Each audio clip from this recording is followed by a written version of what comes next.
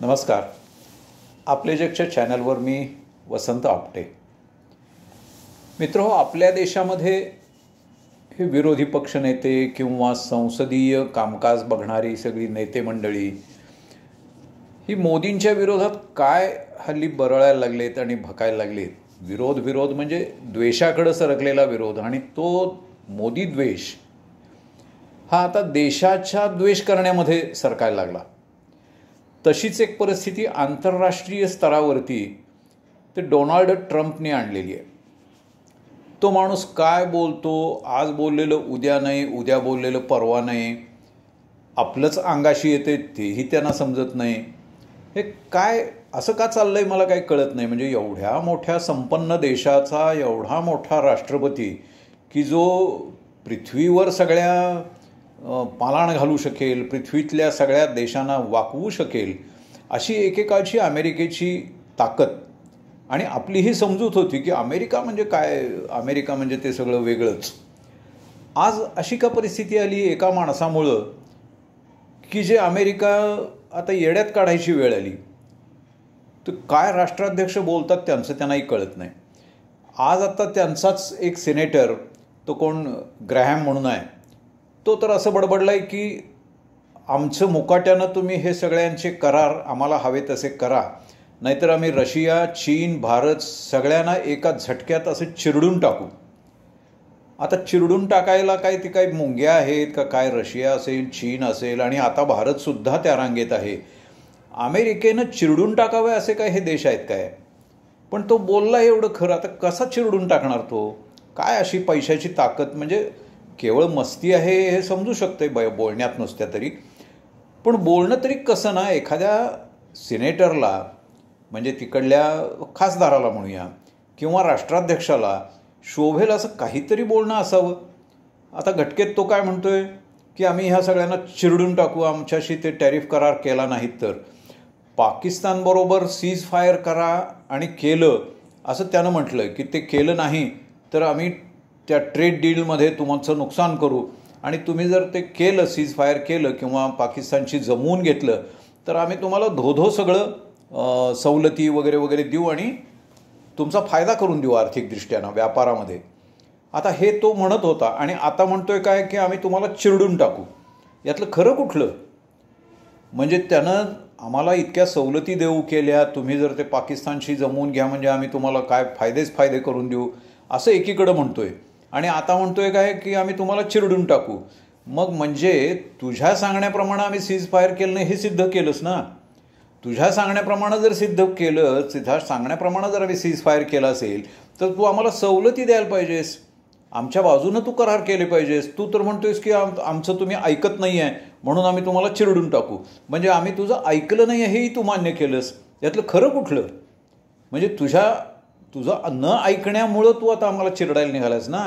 अरे चिरडणं काय एवढी सोपी गोष्ट आहे काय सांगा? आत्ताच ते घाईला आणलेत, कारण परवा जी आपल्या बाकीच्या देशांची परिषद झाली त्यामध्ये डॉलरला आता टक्कर द्यायला वेगळे लोक तयार झालेले आहेत. ब्राझीलसह तयार झालेत. हे ब्राझील त्यात नाव घेतोय, रशियाही त्यात नाव घेतोय, चीन नाव त्यातच घेतोय. चाललंय काय मला काय कळत नाही. म्हणजे ही अशी काय बडबडत आहेत माणसं? त्याला काय पोच, काय पुरावा, काही नाहीच का? असं जर चालणार असेल तर हा खरं काय आणि खोटं काय?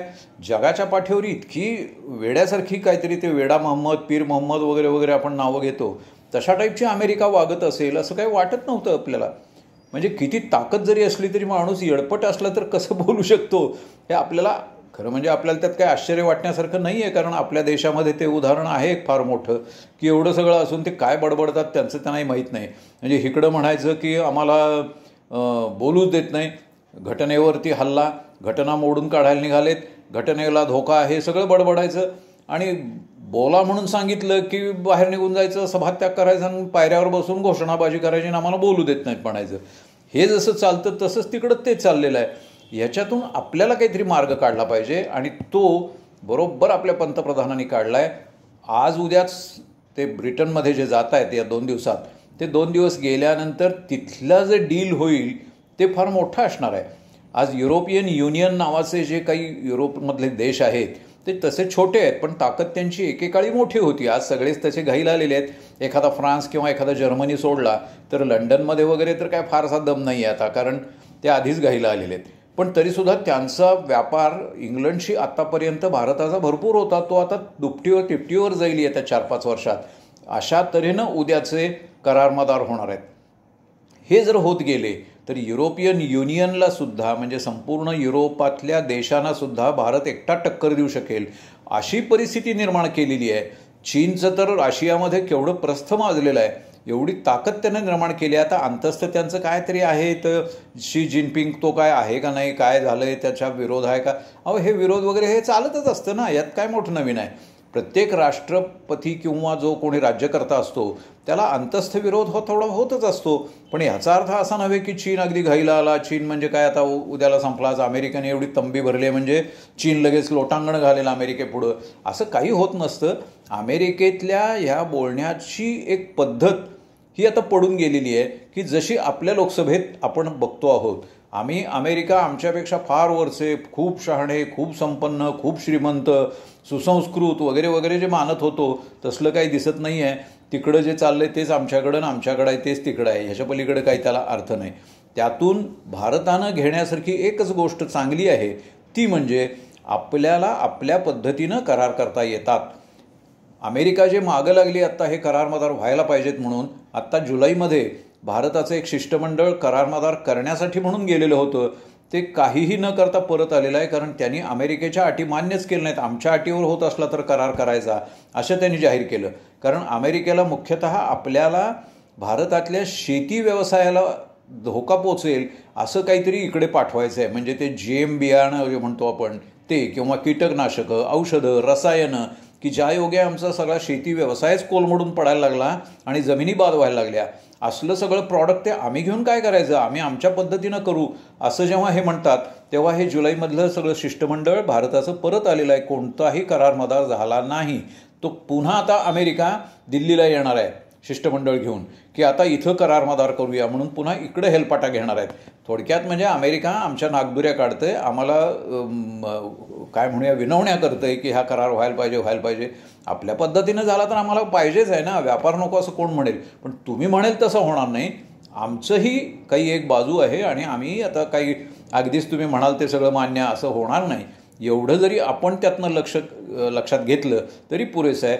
आपण इतके दुबळे राहिलेलं नाही, एवढं जरी आम्ही सामान्य जनतेनं लक्षात घेतलं तरी मला वाटते बास आहे. मला वाटते तुम्ही थोडंसं जर आंतरराष्ट्रीय या सगळ्या परिस्थितीचा अभ्यास करत असाल किंवा निदान जाणून घेत असाल तर तुम्हाला यातनं बरंच काही मिळेल. या अधिक माहिती तुम्ही आपापली घेऊ शकता. एक गोष्ट नक्की आहे की भारत दुबळा राहिलेला नाही, भारत संपन्न होतोय. पुढचे दिवस भारताचे आहेत असं जे म्हटलं जातं त्याच्यावर विश्वास ठेवायला हरकत नाही. हा व्हिडिओ तुम्हीही ऐका, इतरांनाही पाठवा आणि त्याला अवश्य सबस्क्राईब केल्याशिवाय राहू नका. सर्वतोपरी त्याला अवश्य मदत करा. धन्यवाद.